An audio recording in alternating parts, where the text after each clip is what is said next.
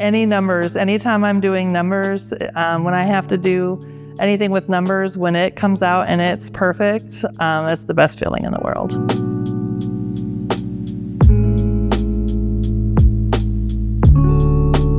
Hi, my name's Christy Fox. I'm the office manager. I handle anything that's admin related, customer service, process payrolls, spend a lot of time answering emails, answering phone calls. I'm the first point of contact typically when the clients have questions. If they received a tax notice, any kind of a notice from the IRS, I would help resolve that for them. If they have any payroll questions regarding their employees or out-of-state employees, I would help answer those questions. Sometimes they have questions just regarding their fees or helping them with their portals or their financial statements. I love my job because I enjoy the work I do. At the end of the quarter, when I reconcile all of my payroll clients' accounts and they are perfect, that is the best feeling in the world. It's just very satisfying to know that everything was done perfectly without any mistakes and that the clients are happy. We love to travel when we have free time, which is non-existent right now. And we love spending time with the family, with the kids, spending time outside. I like crafting, movies.